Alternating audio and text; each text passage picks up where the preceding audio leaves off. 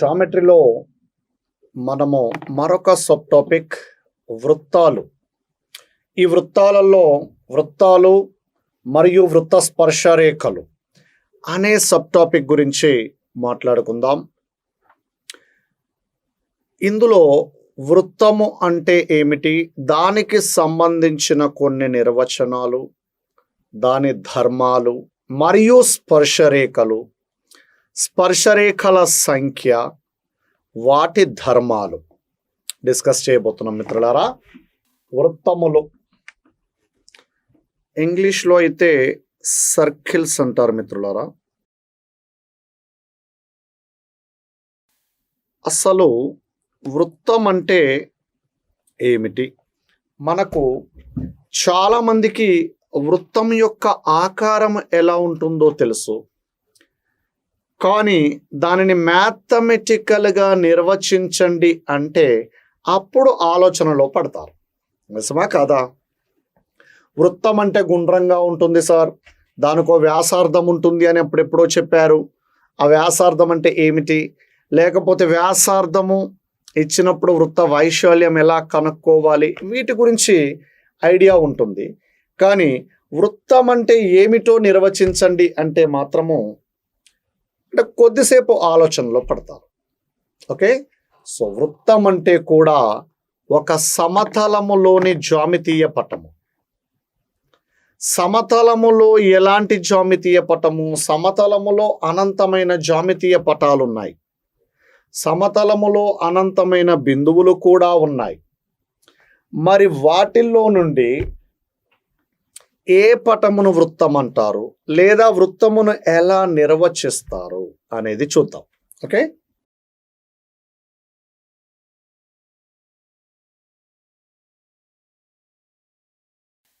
చూడండి, దీనిలో అన్ని బిందువులే ఉంటాయి. ఇవన్నీ కూడా బిందువులు మిత్రులారా.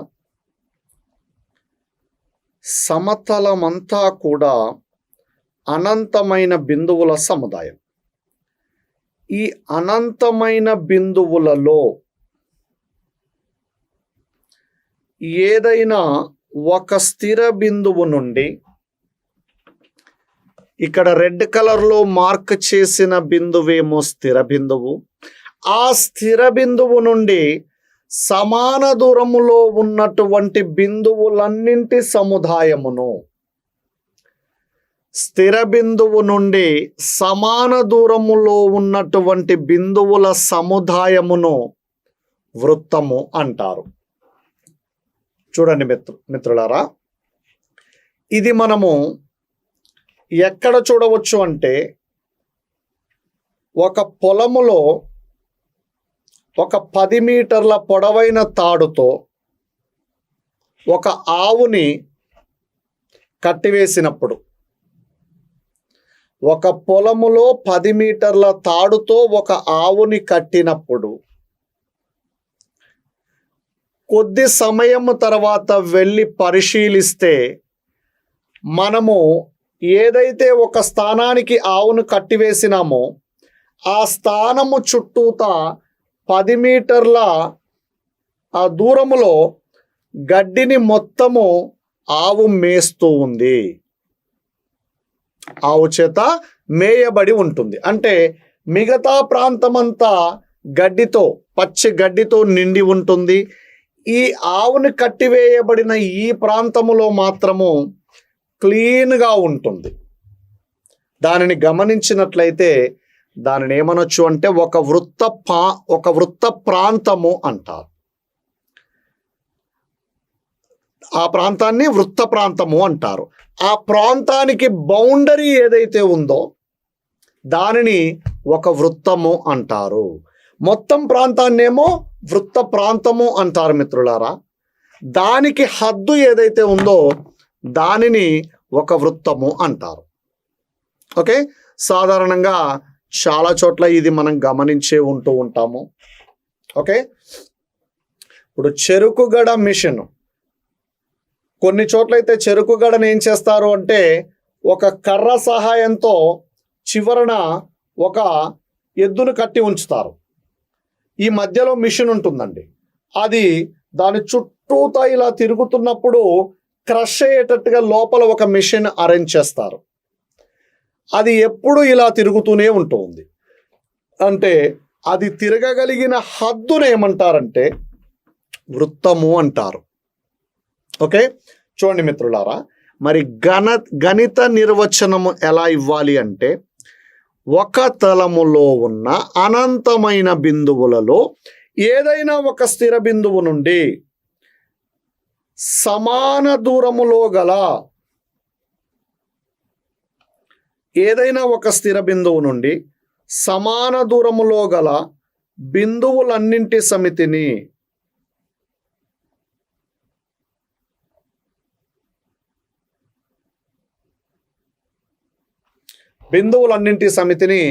ఒక వృత్తము అంటారు. చూడండి మిత్రులారా, నేను ఈ బిందువులనన్నింటినీ కలుపుతూ ఉన్నాను. సో ఇలాంటి బిందువుల సముదాయమును ఒక వృత్తము అంటారు. ఒక బాలుడికి చెప్పారు మీరు, ఒక బాలుడికి ఏం చెప్పారు అంటే ఒక పొడవైన తాడుని ఒకదానికి కట్టి దీని చుట్టూతో తిరిగి రమ్మని చెప్పాము. ఆ బాలుడు సంచరించే ప్రాంతమే ఈ రెడ్ కలర్లో గీసిన పటము. దానినే ఏమంటారు అంటే బిందు పథము అంటారు. ఓకే, ఒక స్థిర బిందువు నుండి సమాన దూరములో, ఇది స్థిర బిందువు అనుకుంటే ఇక్కడి నుంచి ఇక్కడికి దూరము ఒక 5 యూనిట్లు అన్నాం మిత్రులారా. స్థిర బిందువు పేరు సి అని తీసుకుందాం.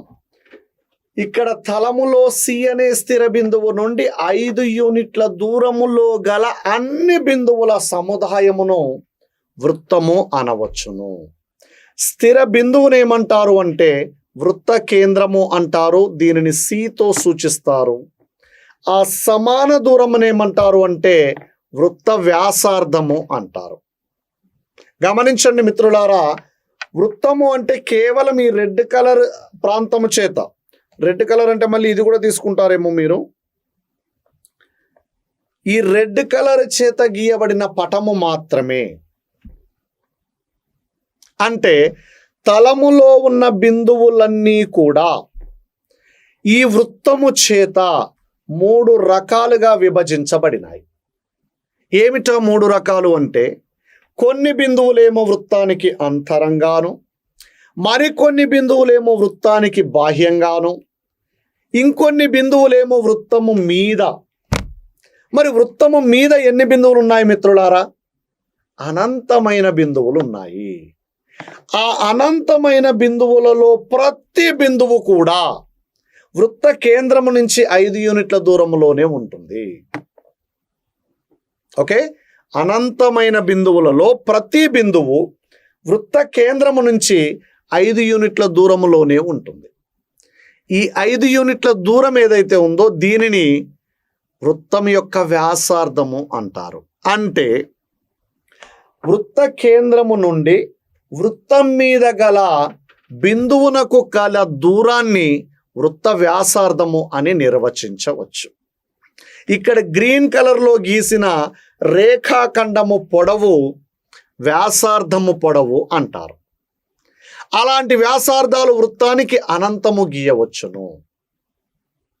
ఓకే, నిర్వచనం చూడండి మిత్రులారా. ఒక సమతలములో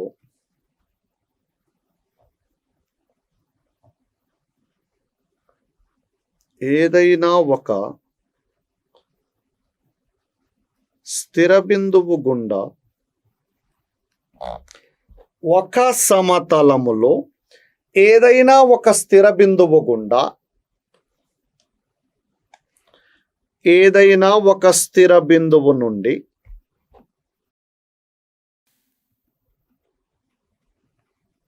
సమాన దూరంలో గల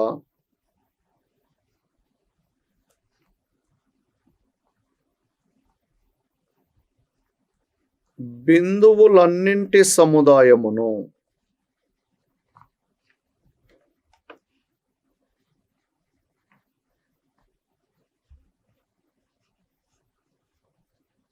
వృత్తము అంటారు. బిందువులన్నింటి సముదాయమును వృత్తము అంటారు. ఒక సమతలములో స్థిర బిందువు నుండి సమాన దూరములో ఉన్న బిందువులన్నింటి సముదాయమును వృత్తము అంటారు.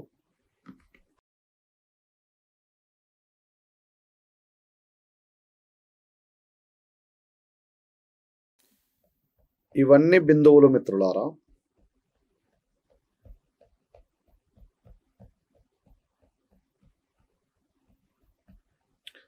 వీటిలో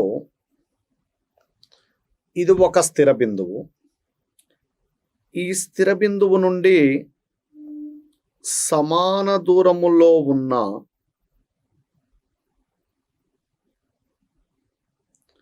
బిందువులన్నింటి సముదాయం. ఇది కేంద్రము. ఇది ఒక 6 యూనిట్ల పొడవు ఉంది అనుకుందాం. ఇది పి అనే బిందువు అనుకుందాం. సో ఈ బిందువులన్నింటినీ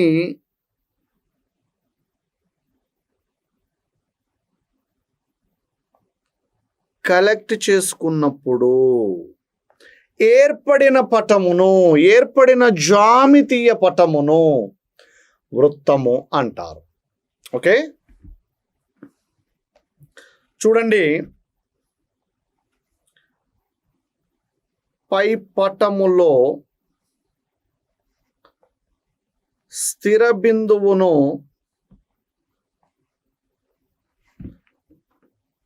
వృత్త కేంద్రమని,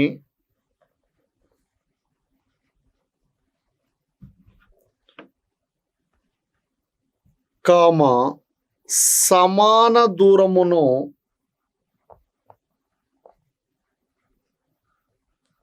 వృత్త వ్యాసార్థమని అంటారు. ఓకే, అయితే వృత్త కేంద్రమును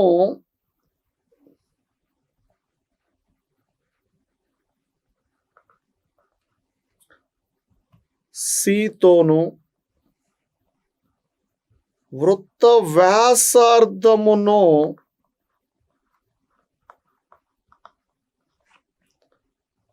ఆర్తోను సూచిస్తారు మిత్రులారా.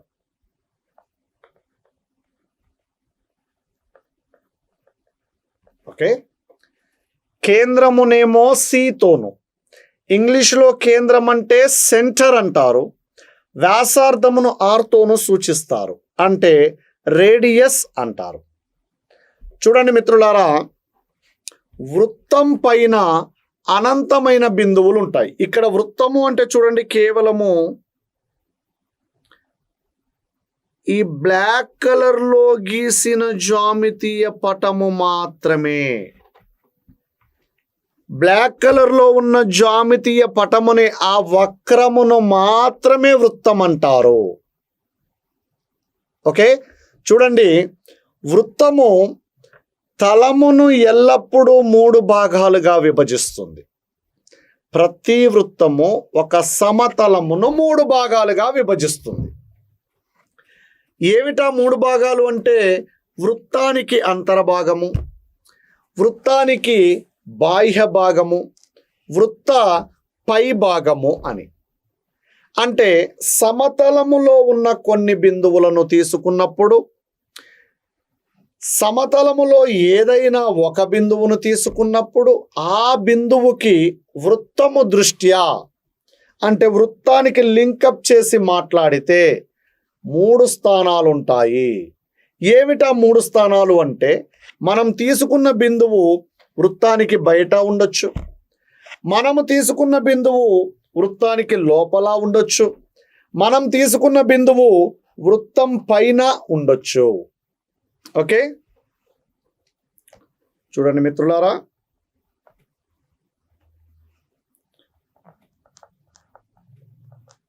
ఒక సమతలమును ప్రతి వృత్తము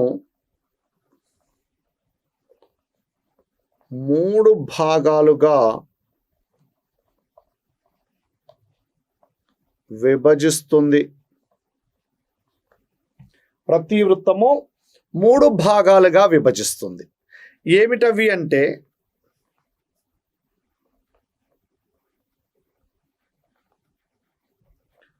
వృత్తం యొక్క అంతరభాగము,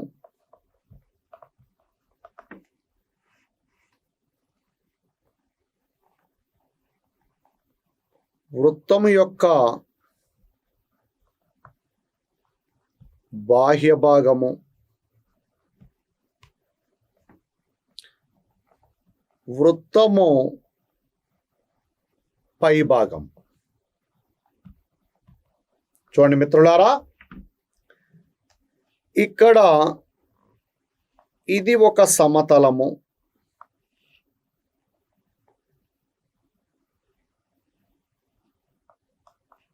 ఈ సమతలములో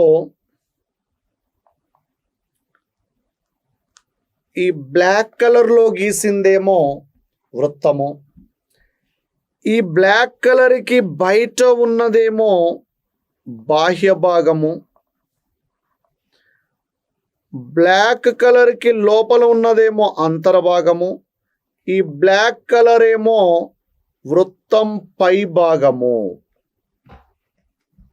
ఓకే, గమనించండి మిత్రులారా,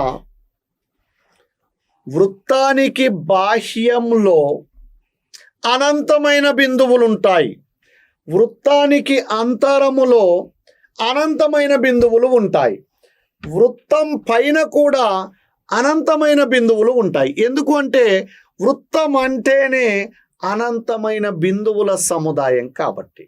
మరి ఎలాంటి అనంతమైన బిందువుల సముదాయం మిత్రులారా? ఏవి పడితే ఆ బిందువులు తీసుకుంటున్నామా ఏమిటి? లేదు, ఒక నిర్దిష్ట నియమానికి లోబడి ఉన్న బిందువులని. ఎలాంటి నియమము?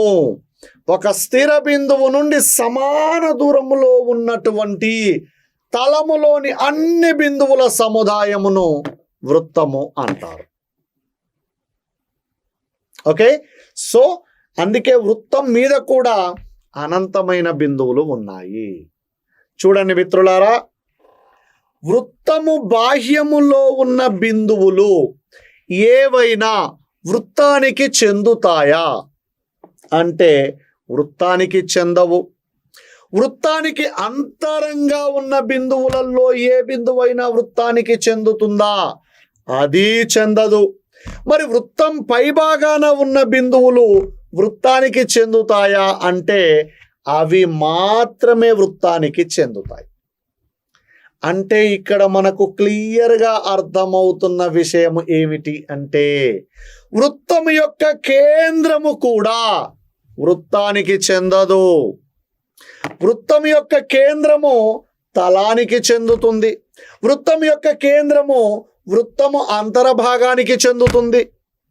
అంతేకాని వృత్తం యొక్క కేంద్రము వృత్తానికి చెందదు. మరి వృత్తంపై ఉన్న ప్రతి బిందువు వృత్తానికి చెందుతుంది. ఓకే, చూడండి మిత్రులారా,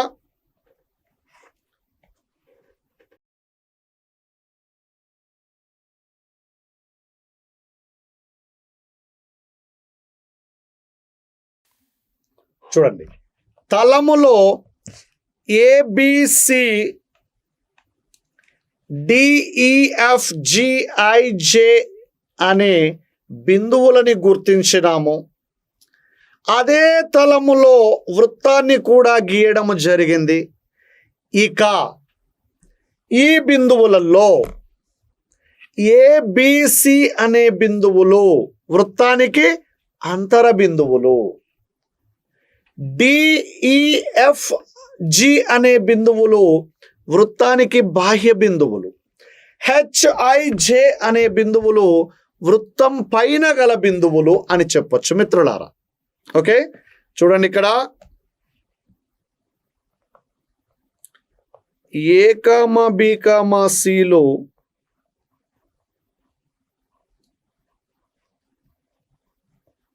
వృత్తం యొక్క అంతర బిందువులు,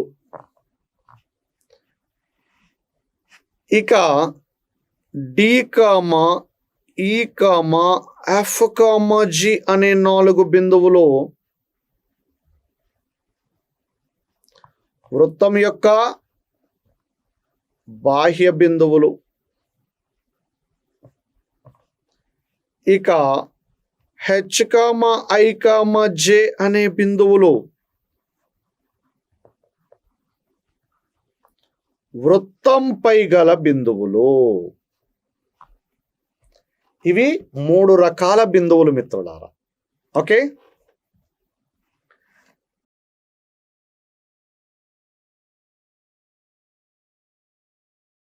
వృత్తానికి గల బాహ్య బిందువులలో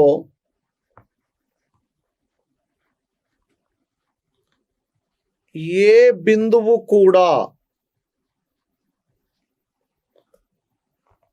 వృత్తానికి చెందదు. బాహ్య బిందువులలో ఏ ఒక్క బిందువు కూడా వృత్తానికి చెందదు. నెంబర్ 2 మిత్రులారా,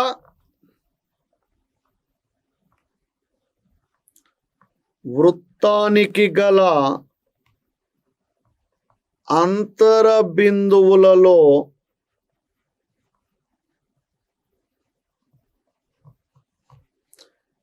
ఏ బిందువు కూడా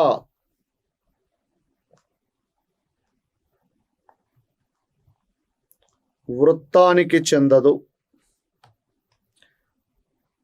అంతర బిందువులలో కూడా ఏ బిందువు వృత్తానికి చెందదు.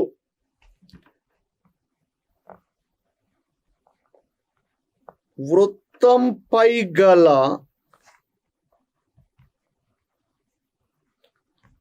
ప్రతి బిందువు వృత్తానికి చెందుతుంది. కేవలము వృత్తంపై గల బిందువులను మాత్రమే వృత్తానికి చెందిన బిందువులు అంటారు.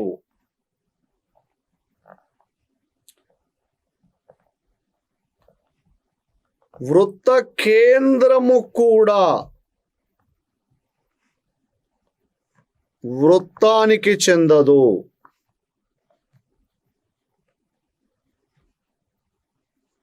అది వృత్త అంతరభాగానికి చెందిన బిందువు.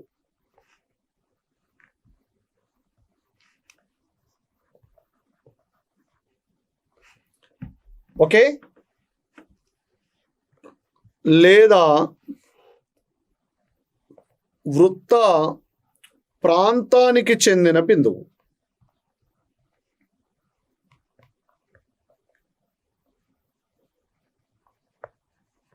చూడండి మిత్రులారా, వృత్త ప్రాంతము అంటే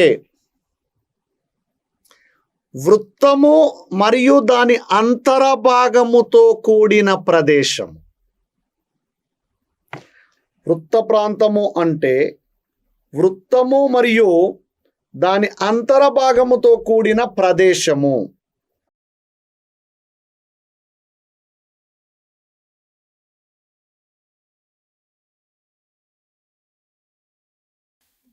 అంతరభాగంతో కూడిన ప్రదేశం.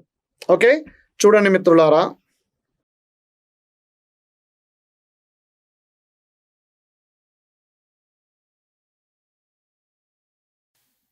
ఈ మొత్తం బ్లాక్ కలర్లో ఉన్న రీజియన్ని ఏమంటారు అంటే వృత్త ప్రాంతము అంటారు.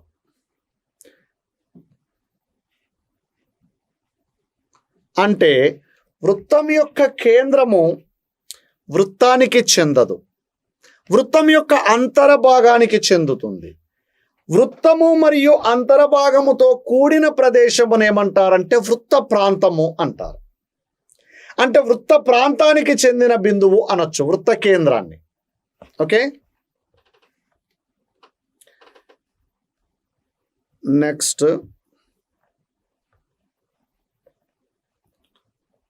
వృత్తం మీద గల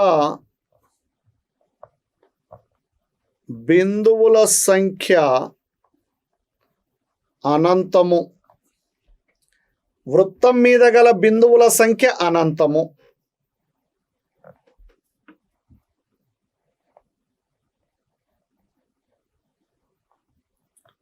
వృత్తం మీద గల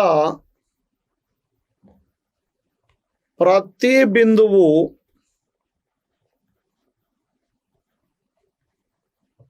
వృత్త కేంద్రము నుండి సమాన దూరములో ఉంటుంది.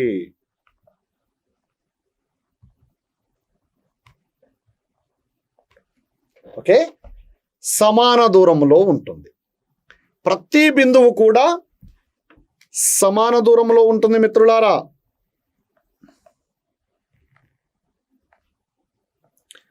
ఇక్కడ వృత్త కేంద్రం ఉంటే ఇక్కడి నుంచి ఏ అనే బిందువుకు 5 యూనిట్లు ఉంటే ఇక్కడి నుంచి బి అనే బిందువుకి 5 యూనిట్లే ఉంటుంది, డి అనే బిందువుకి 5 యూనిట్లే ఉంటుంది, ఈ అనే బిందువుకి 5 యూనిట్లే ఉంటుంది, ఎఫ్ అనే బిందువుకి 5 యూనిట్లే ఉంటుంది.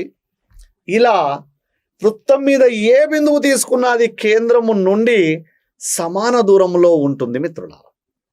ఓకే, ఇక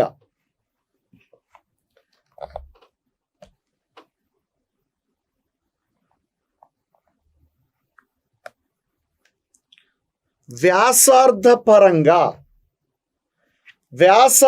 పరంగా వృత్తము 2 రకాలుగా చెప్పొచ్చు. ఒకటేమో బిందు వృత్తము, మరొకటేమో యూనిట్ వృత్తము. ఈ రెండు కూడా ఎలా నిర్వచిస్తున్నాము అంటే వ్యాసార్థమును బట్టి. అందులో ఫస్ట్ బిందు వృత్తము,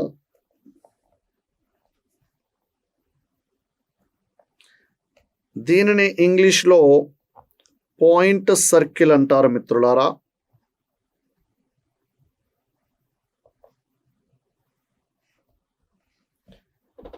బిందు వృత్తము అనగా వ్యాసార్థము 0గా కలిగిన వృత్తము. వ్యాసార్థము 0 కలిగిన వృత్తము దానినే బిందు వృత్తము అంటారు. అంటే ఒక పేపర్ మీద ఒక పెన్నుతోటి ఇలా ఒక చుక్కను పెట్టినట్లయితే ఆ చుక్కనే ఏమంటారు అంటే బిందు వృత్తము అంటారు. చుక్క కూడా వృత్తాకారంలోనే ఉంటుందట. ఇప్పుడు వృత్తం అంటే తలములో ఉన్న అనంతమైన బిందువుల సముదాయమే కదండి. మరి ఎలాంటి అనంత బిందువుల సముదాయం అంటే తలమంతా అనంత బిందువులు ఉన్నాయి కదా, అన్నిటినీ కలిపిన సముదాయమును వృత్తం అంటారా అంటే అనరు, తలము అంటారు. ఆ తలములో ఒక నిర్దిష్ట నియమానికి లోబడిన, ఏమిటా నిర్దిష్ట నియమము అంటే ఒక స్థిర బిందువు నుండి సమాన దూరములో ఉన్నటువంటి అనంత బిందువుల సముదాయమును వృత్తము అంటారు. మరి ఇక్కడేమంటున్నారు అంటే స్థిర బిందువు నుండి 0 యూనిట్ల దూరములో ఉన్న అన్ని బిందువుల సముదాయమును. గమనించారా? ఒక స్థిర బిందువు నుండి 0 యూనిట్ల దూరంలో ఉన్న అన్ని బిందువుల సముదాయమును. స్థిర బిందువు నుండి 0 యూనిట్ల దూరంలో ఎన్ని బిందువులు ఉంటాయి మిత్రులారా? ఏమీ ఉండవు, ఆ స్థిర బిందువు తప్ప. అంటే ఇక్కడ వృత్తము యొక్క అంతరభాగము ఉండదు. మీరు ఇమాజిన్ చేయాల్సి ఉంటుంది. వృత్తం యొక్క అంతర్భాగం ఉండదు. వృత్తానికి బాహ్య భాగం ఉంటుంది, వృత్తం పై భాగం ఉంటుంది. మోరోవర్ వృత్తం పై భాగములో ఉన్న బిందువుల సంఖ్య, వృత్తంపై గల బిందువుల సంఖ్య ఒక్కటే ఒక్కటి. ఏమిటది? ఆ స్థిర బిందువే. అంటే బిందు వృత్తము అనేది ఒకే బిందువును కలిగి ఉంటుంది. అది వృత్త కేంద్రాన్ని సూచిస్తుంది. ఓకే, చూడండి మిత్రులారా, బిందు వృత్తము వ్యాసార్థము r = 0 గా గల వృత్తమును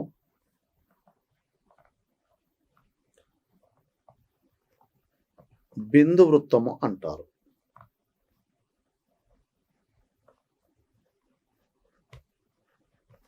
ఓకే, ఈ బిందు వృత్తము పటము వేస్తున్నాను చూడండి మిత్రులారా.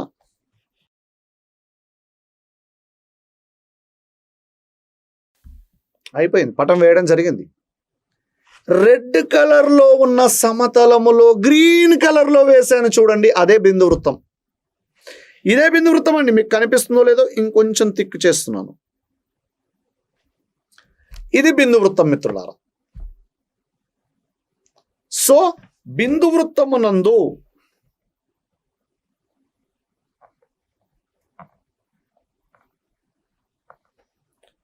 బిందు వృత్తమునకు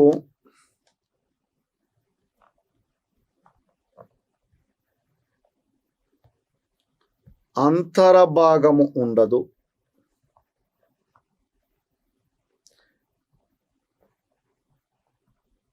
బిందు వృత్తంపై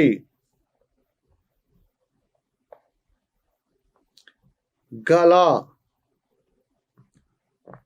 బిందువుల సంఖ్య, బిందు వృత్తంపై గల బిందువుల సంఖ్య 1. ఓకే, బిందు వృత్తంపై గల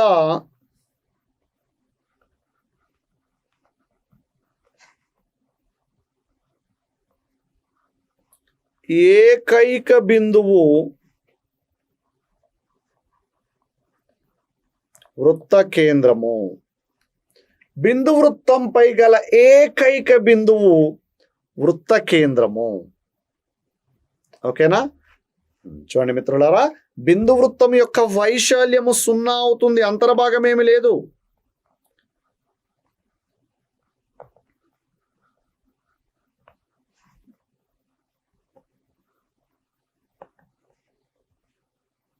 సున్నా చదరపు యూనిట్లు. ఓకే, నెక్స్ట్ వచ్చేసి యూనిట్ వృత్తము.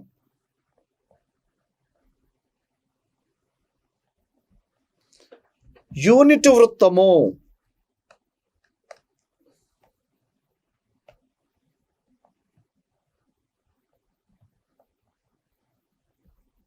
యూనిట్ సర్కిల్,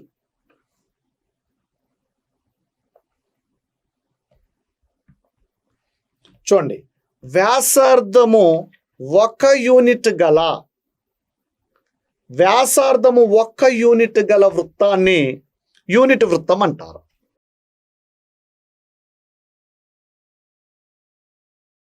వ్యాసార్థము 1 యూనిట్ కలిగిన వృత్తాన్ని,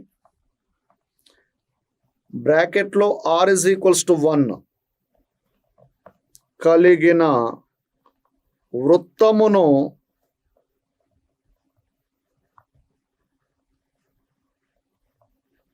యూనిట్ వృత్తము అంటారు.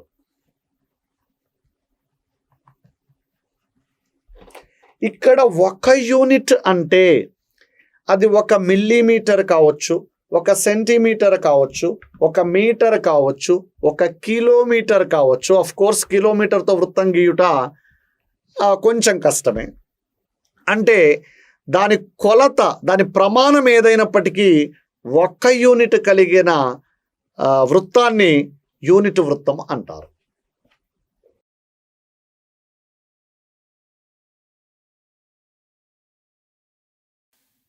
ఒకటి,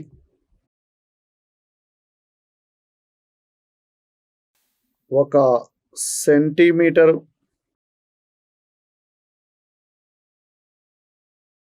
1 మీటరు. ఓకే, ఇలాంటివి. 1 మిల్లీమీటరే కావచ్చు, దీన్ని మిల్లీమీటర్ అని తీసుకోండి. 1 మిల్లీమీటరు, 1 సెంటీమీటరు, 1 మీటర్, ఏదైనా కానివ్వండి 1 యూనిట్ వ్యాసార్థం కలిగిన వృత్తాన్ని బిందు వృత్తము అంటారు. మరి యూనిట్ వృత్తము అంటారు. మరి యూనిట్ వృత్తంపై గల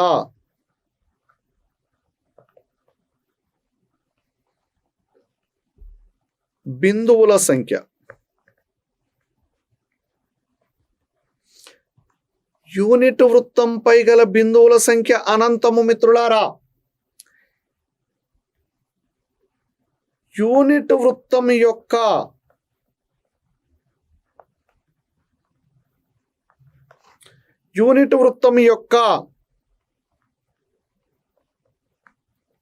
అంతరభాగములోని బిందువుల సంఖ్య ఇది కూడా అనంతమే.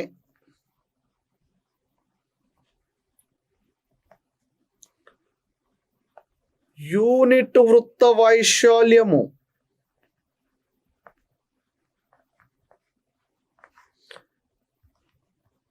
పై చదరపు యూనిట్లు. కారణం ఏమిటి అంటే వృత్తం యొక్క వైశాల్యము πr² కదా.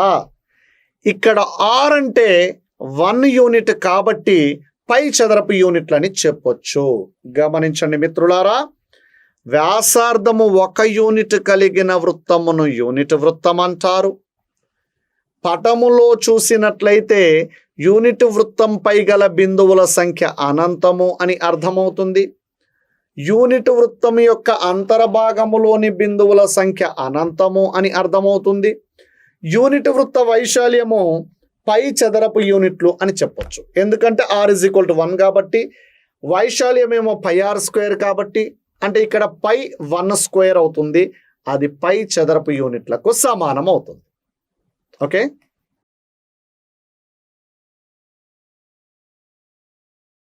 చూడండి మిత్రులారా, ఇక్కడ ఒక తలములో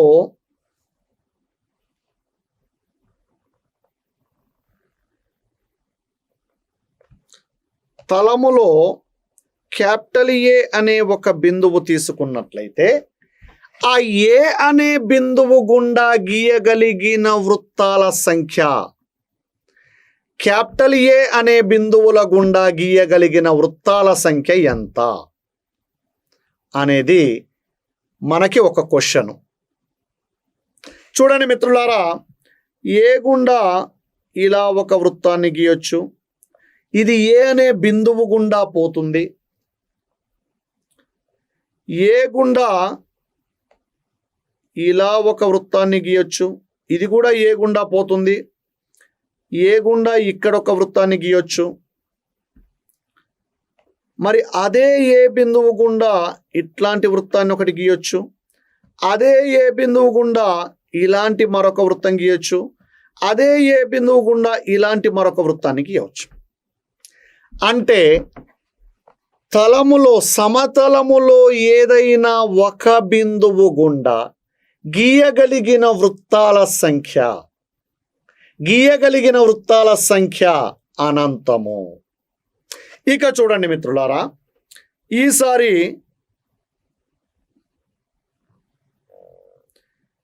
ఏ కామా బి అనే 2 బిందువులు తీసుకుందాం.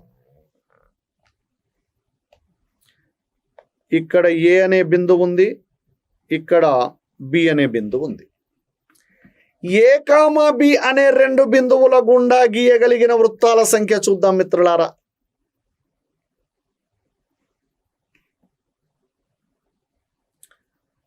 నేను ఒక వృత్తాన్ని గీశాను, చూడండి. ఇది మరొక వృత్తము, ఇది ఇంకొక వృత్తము,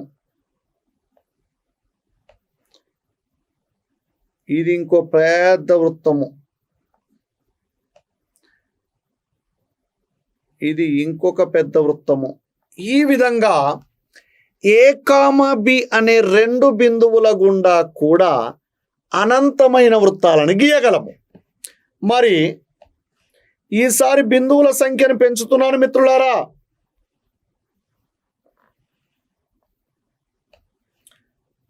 ఇక్కడ ఏ అనే బిందువు ఉంది, ఇక్కడ బి అనే బిందువు ఉంది, ఇక్కడ సి అనే బిందువు ఉంది. ఓకే, చూడండి, మరి ఈ 3 బిందువుల గుండా నేను ఒక వృత్తాన్ని గీశాను. ఏ బిందువు గుండా, బి బిందువు గుండా, సి బిందువు గుండా పోయినటువంటి వృత్తం ఈ గ్రీన్ కలర్లో ఉంది. ఈ వృత్తం కాకుండా అవే 3 బిందువుల గుండా ఇంకేమైనా వృత్తాన్ని గీయగలమా? ట్రై చేయండి. ఏ గుండా వెళ్ళాలి, బి గుండా వెళ్ళాలి, సి గుండా వెళ్ళాలి, ఇలా గీయగలమా? ఇది వృత్తం అవుతుందా? అవ్వదు. పోనీ ఇంకో వృత్తాన్ని ట్రై చేద్దామా? ఇలా సి గుండా ఏ గుండా బి గుండా ఇలా గీస్తే ఇది వృత్తం అవుతుందా? ఇది కూడా వృత్తం కాదు. So A comma B comma సిల గుండా మనము మొదట గ్రీన్ కలర్లో గీసిన వృత్తము తప్ప ఇంకే వృత్తాన్ని గీయలేము మిత్రులారా. కాబట్టి 3 సరేఖీయాలు కాని బిందువుల గుండా, ఇక్కడ ఏ కామా బి కామా సిలను గమనించండి, వాటి స్వభావము. అవి సరేఖీయాలు కాని బిందువులు. 3 సరేఖీయాలు కాని బిందువుల గుండా ఒకే ఒక వృత్తాన్ని గీయగలుగుతాము. ఏకైక వృత్తాన్ని గీయగలము. ఆ వృత్తము పేరే, అంటే సరేఖీయాలు కాని ఏ 3 బిందువులను కలిపినా సరే ఒక త్రిభుజం ఏర్పడుతుంది. ఆ వృత్తము 3 బిందువుల గుండా పోతుంది అంటే త్రిభుజ శీర్షాల గుండా పోతుంది. త్రిభుజ శీర్షాల గుండా పోయిన వృత్తాన్ని త్రిభుజానికి పరివృత్తము అని ఇంతకు ముందే చెప్పుకోవడం జరిగింది మిత్రులారా. ఇక్కడ మనం డిస్కస్ చేసింది ఏమిటో చూడండి. తలములో ఏదైనా ఒక్క బిందువు గుండా గీయగలిగిన వృత్తాల సంఖ్య అనంతము. తలములో ఏవైనా 2 బిందువుల గుండా గీయగలిగిన వృత్తాల సంఖ్య అనంతము. తలములో ఏవైనా 3 సరేఖీయాలు కాని బిందువుల గుండా గీయగలిగిన వృత్తాల సంఖ్య ఏకైకము. మరి ఇక్కడ సరేఖీయాలు కాని అన్నాం ఎందుకు? సరేఖీయాలైన బిందువుల గుండా ఏం జరుగుతుందో చూద్దాం మిత్రులారా. ఇది ఒక తలము, ఇక్కడ ఏ బి సి అనే 3 బిందువులు. ఈ 3 బిందువుల గుండా పోయే వృత్తాన్ని గీయగలమా? చూడండి, 3 బిందువుల గుండా పోయే వృత్తాన్ని గీయగలమా? ఈ రెండింటి నుంచి పోయేది గీయగలుగుతాం కానీ ఈ రెండింటి నుంచి పోయేది గీయగలుగుతాము, ఈ రెండింటి నుంచి పోయేది గీయగలుగుతాం కానీ 3 బిందువుల గుండా పోయే వృత్తం గీయట అసాధ్యము. అందుకే సరేఖీయాలు కాని 3 బిందువుల గుండా గీయగలిగిన వృత్తాల సంఖ్య మాత్రమే ఏకైకం. తలములో ఏవైనా 3 బిందువుల గుండా గీయగలిగిన వృత్తాల సంఖ్య అంటే ఆన్సర్ ఏం చెప్పాలి మిత్రులారా? 0 లేదా 1 అని చెప్పాలి. 0 లేదా 1 అని చెప్పాలి. ఎందుకు 0? ఆ ఇచ్చిన 3 బిందువుల స్వభావము. సరేఖీయాలైనట్లయితే అప్పుడు ఒక్క వృత్తాన్ని కూడా గీయలేము. ఇచ్చిన 3 బిందువులు సరేఖీయాలు కానివి అయితే ఒక్క వృత్తాన్ని గీయగలము. సో ఇక్కడ 3 బిందువుల గురించి మాట్లాడినప్పుడు వాటి స్వభావము తెలియుట అనేది అత్యంత ఆవశ్యకము. మీకు క్వశ్చన్ ఇలాగే ఇస్తారు. ఒక తలములో ఏవైనా 3 బిందువుల గుండా గీయగలిగిన వృత్తాల సంఖ్య అంటారు. ఫస్ట్ ఆప్షన్లో 1 పెడతారు మిత్రులారా, మిమ్మల్ని టెంప్ట్ చేయడానికి. మీరు ఆలోచిస్తారా, 3 బిందువుల గుండా అంటే సార్ 1 అని చెప్పారు అని చెప్పేసి ఆన్సర్ 1 పెట్టే అవకాశం ఉంది. 2వ ఆప్షన్లో 0 ఉంటుంది. 3వ ఆప్షన్లో 0 లేదా 1 అని ఉంటుంది. 4వ ఆప్షన్లో ఏది కాదు అని ఉంటుంది. మరి అలాంటప్పుడు 0 లేదా 1 అనేది కరెక్ట్ ఆన్సర్ అవుతుంది. ఓకే, క్వశ్చన్ పేపర్ కొంచెం ట్రిక్కీగా ఇవ్వాలి అనుకున్నప్పుడు ఇలాంటి సింపుల్ క్వశ్చన్సే, మీకు తెలిసినట్టే తెలిసి ఆన్సర్ కరెక్ట్గా చేయలేని క్వశ్చన్స్ ఇస్తూ ఉంటారు మిత్రులారా. చాలా జాగ్రత్తగా గమనించాల్సిన అవసరం ఉంటుంది. ఓకే, ఈ వృత్తాల సంఖ్యలో మనము రాసే ఫస్ట్ పాయింట్ ఏమిటి అంటే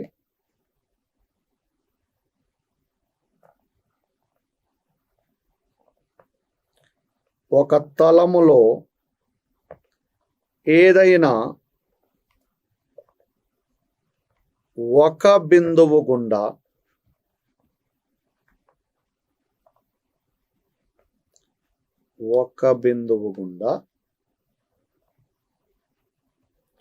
గీయగలిగిన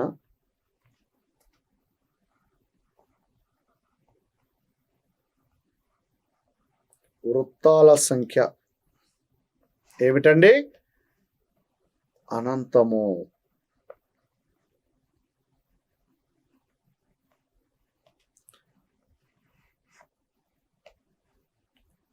ఒక తలములో ఏవైనా రెండు బిందువుల గుండా గీయగలిగిన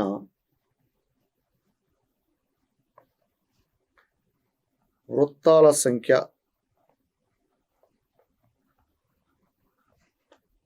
ఏమిటండి? ఇది కూడా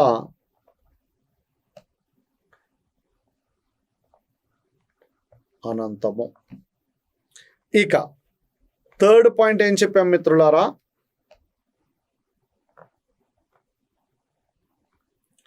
ఒక తలములో సరేఖీయాలు కాని ఏవైనా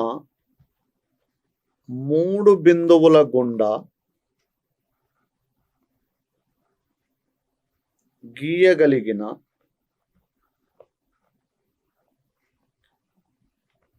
వృత్తాల సంఖ్య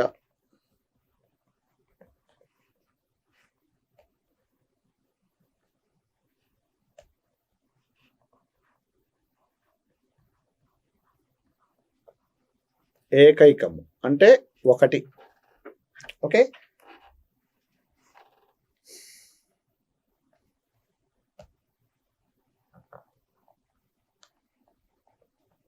ఒక తలములో మూడు సరేఖీయ బిందువుల గుండా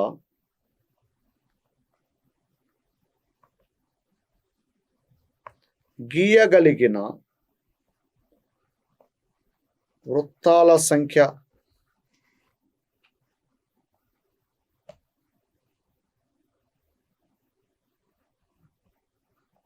సున్నా. ఓకే,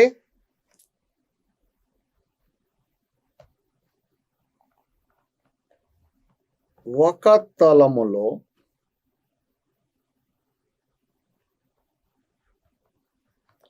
ఏవైనా మూడు బిందువుల గుండా గీయగలిగిన వృత్తాల సంఖ్య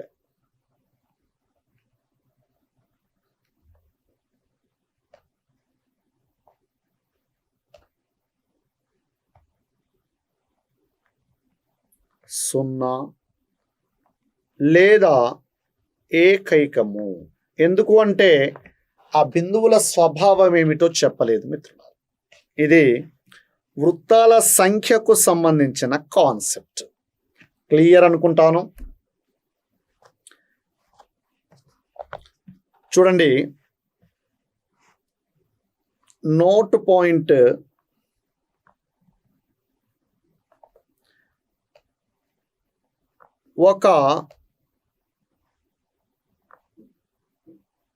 ఒక తలములో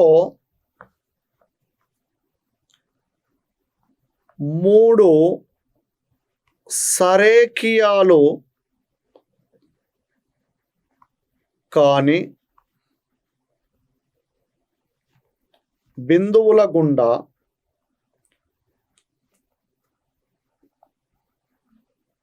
గీయబడిన వృత్తము,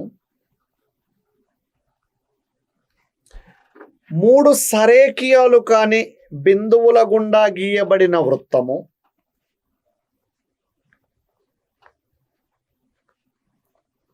ఆ మూడు బిందువుల చేత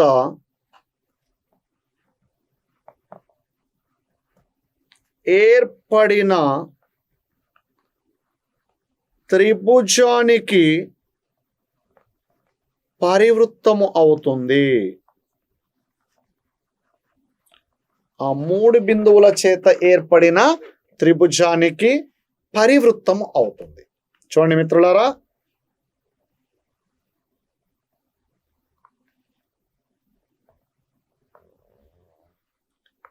ఇదేమో తలము, ఇక్కడ ఏ, ఇక్కడ బి, ఇక్కడ సి, ఇది త్రిభుజం ఏబిసి, ఇదేమో ఆ 3 బిందువుల గుండా పోయిన వృత్తం. చూడండి, ఆ వృత్తం ఏమవుతుందో త్రిభుజము ఏబిసికి పరివృత్తము అవుతుంది. ఓకేనా? నెక్స్ట్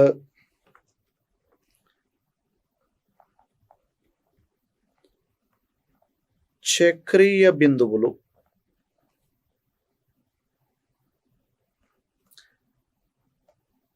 చక్రీయ బిందువులు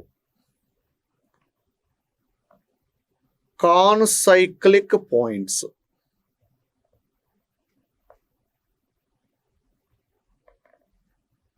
చూడండి మిత్రులారా, చక్రీయ బిందువులు అనగా 4 లేదా అంతకంటే ఎక్కువ బిందువులు ఒకే వృత్తంపై ఉన్నట్లయితే వాటిని చక్రీయ బిందువులు అంటారు.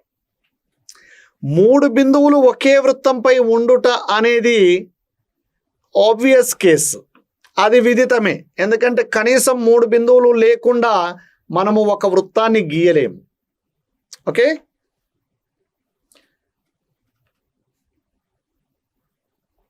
ఒక తలములో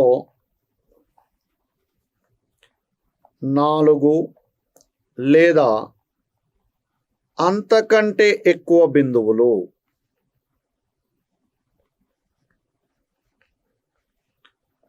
ఒకే వృత్తంపై ఉంటే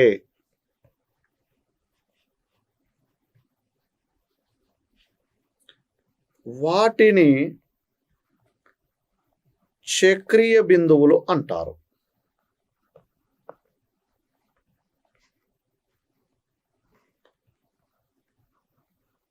ఒక తలములో 4 లేదా అంతకంటే ఎక్కువ బిందువులు ఒకే వృత్తంపై ఉంటే వాటిని చక్రీయ బిందువులు అంటారు.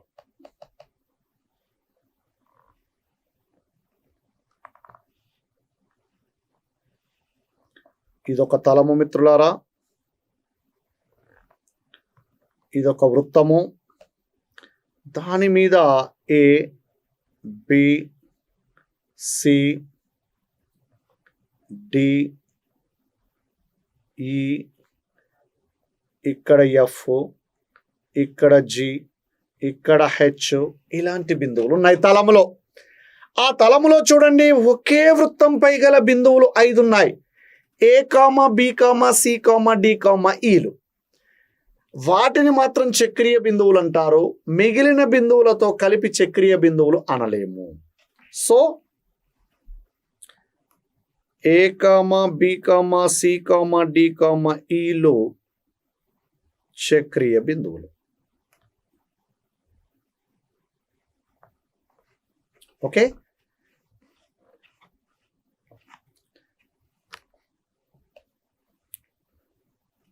Note point. ఇప్పుడు చెప్పండి, ఒక వృత్తమును ఏకైకంగా నిర్మించడానికి కావలసిన కనీస బిందువుల సంఖ్య. ఒక వృత్తమును ఏకైకంగా నిర్మించడానికి కావలసిన కనీస బిందువుల సంఖ్య 1. ఒక బిందువు గుండా ఒకే వృత్తాన్ని గీయగలరా? మనం 10 మంది విద్యార్థులకు ఒక బిందువు ఇచ్చి దాని గుండా వృత్తాన్ని గీయమంటే అందరూ ఒకే రకంగా గీస్తారా? ఒకే వ్యాసార్థంతో గీస్తారా? అనంతమైన వృత్తాలు గీయొచ్చు. 2 బిందువులను ఇచ్చినప్పుడు ఒకే వృత్తాన్ని గీయగలమా? లేదు. 3 సరేఖీయాలు కాని బిందువులు ఇస్తే అప్పుడు ఒకే వృత్తాన్ని గీయగలుగుతారు. 10 మంది విద్యార్థులకు 3 బిందువులను ఇచ్చినప్పుడు వాటి గుండా ఒక వృత్తాన్ని గీయమంటే అందరూ ఒకే రకంగా గీస్తారు. 4 ఇస్తే ఇంకా బ్రహ్మాండంగా గీస్తారు. 5 బిందువులు ఇస్తే ఇంకా బ్రహ్మాండంగా గీస్తారు. ఓకే, కాబట్టి ఒక వృత్తాన్ని ఏకైకంగా నిర్మించడానికి కావలసిన కనీస బిందువుల సంఖ్య 3 అని చెప్పాల్సి ఉంటుంది. కనీస అంటే 3 కంటే ఎక్కువ బిందువులు ఇస్తే ఇంకా బాగా గీయొచ్చు, ఆప్షన్స్ ఎక్కువ ఉంటాయి మనకి.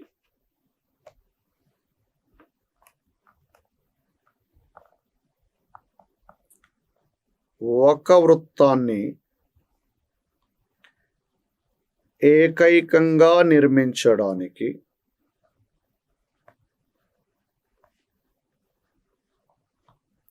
కావలసిన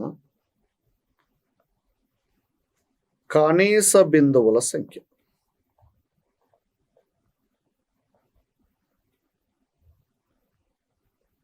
మూడు.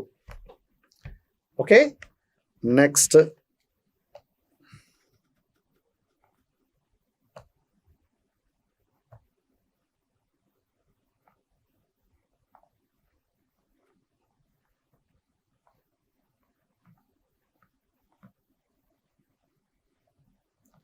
ఏకకేంద్రీయ వృత్తాలు. పేరులోనే ఉంది చూడండి మిత్రులారా, ఏకకేంద్రీయ వృత్తాలు అంటున్నారు.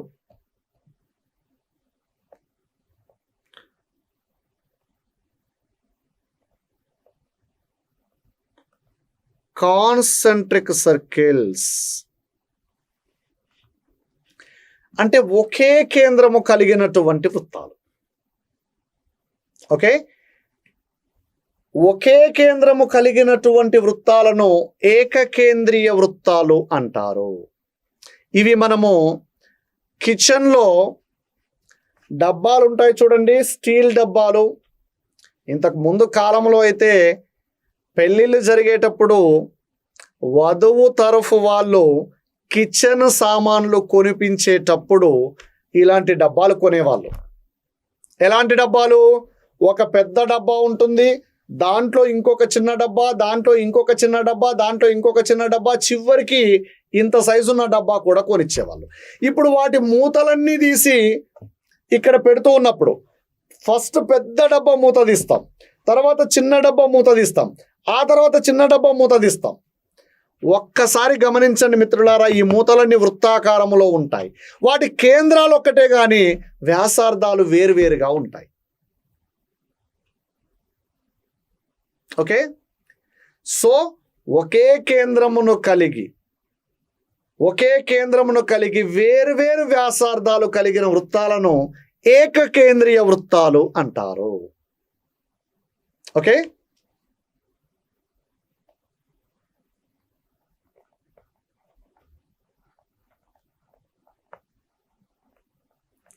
ఒకే కేంద్రమును కలిగి వేరువేరు వ్యాసార్థాలు కలిగిన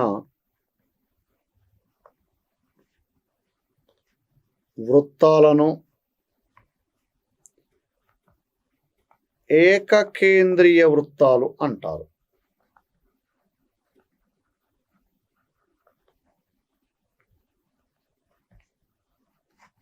ఓకే,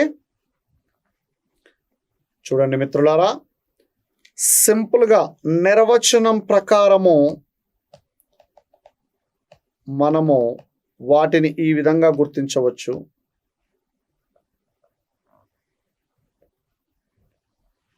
ఇది ఒక తలం అండి. ఈ తలములో ఇదొక వృత్తము, దీని కేంద్రం ఇక్కడ ఉంది.